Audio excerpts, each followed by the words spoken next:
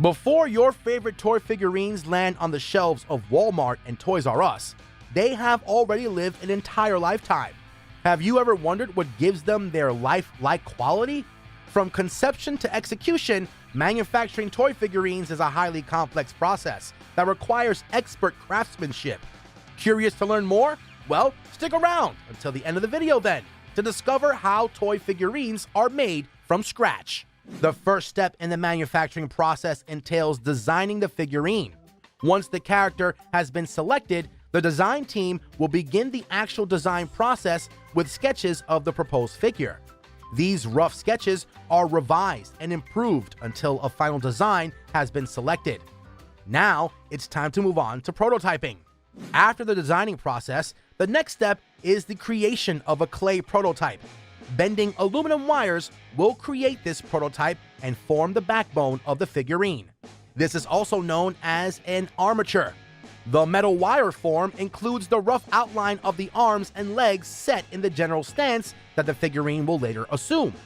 Once the armature is to the liking, the sculptor will add clay to provide it with the desired weight and shape. Afterward, the clay may be partially baked during the prototyping process in order to harden it. Now comes the tricky part. With the help of various sculpting tools, such as a wire loop, the sculptor will carve the solidified clay and shape every detail on the figure. Once the basic form has been created, the sculptor can remove the arms, work on them, and attach them later separately. You might wonder why that is. The reason behind removing the figure's limbs is that it gives the sculptor more control and allows them to create finer details on the prototype. At this stage, the sculptor shapes the body with blunt tools to provide as much detail as is desired. Photos and sketch references are used to ensure the figure is as realistic as possible during the refining process.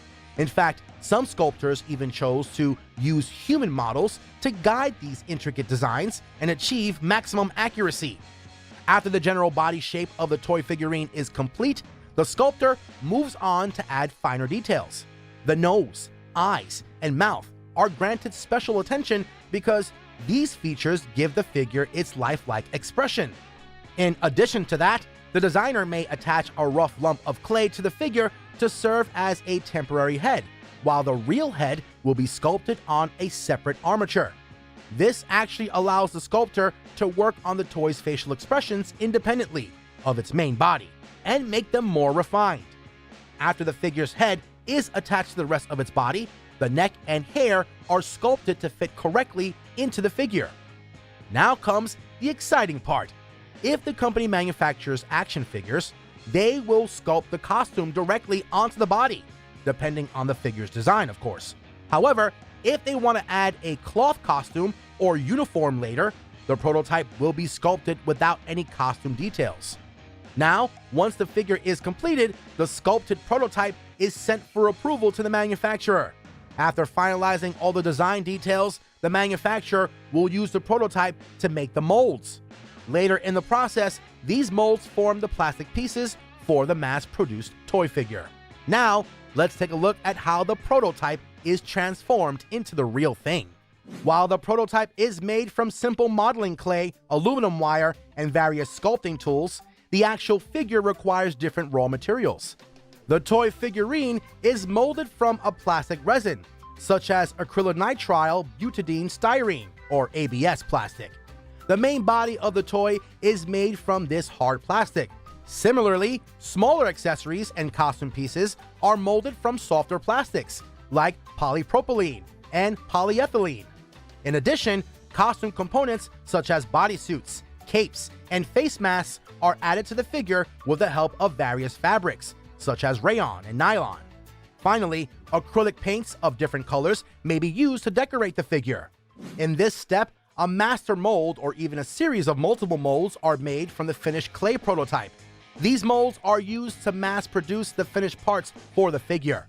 Interestingly enough, nearly 2/3 of the time required to make a toy figurine is involved in creating and operating the molds. The patterns based on the prototype are created for each and every individual piece, and then they're sent out for assembly line production. Some figures are easy enough to mold from a single piece of plastic and contain a wire skeleton, allowing for limited movement. In contrast, toy figurines with greater articulation require that each movable part is molded as a separate component. The next step is molding the plastic parts components. Several molding processes can be used to mold these parts. For example, Hasbro initially considered using a rotational molding process that would impart its Star Wars figures a smooth, seamless look. However, this process was unacceptable because the larger size of the pieces caused them to lose some detail. Moreover, rotational molding is problematic because it is a slower process and therefore much more expensive for the toy manufacturer. In order to avoid the hassle of slow and inefficient molding, Hasbro elected to use an injection molding process. This process entails pumping molten plastic into a two-piece mold. Next, pressure is applied to hold the mold together, allowing the plastic to cool down and eventually harden. Afterward, the mold is opened and the plastic component is ejected.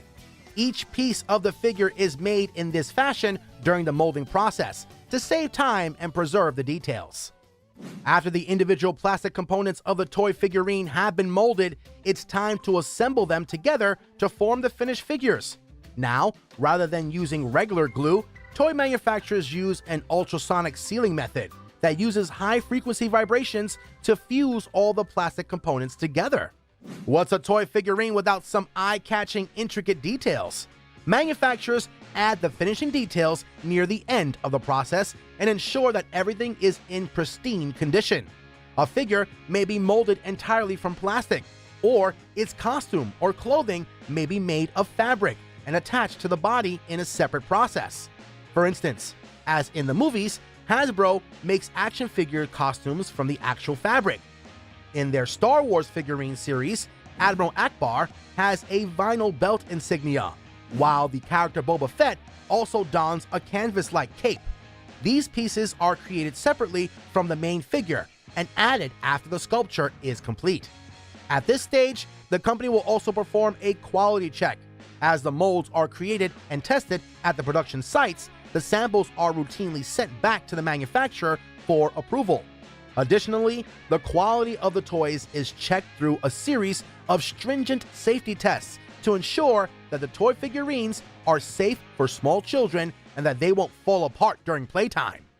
The last step is packing and shipping the toy.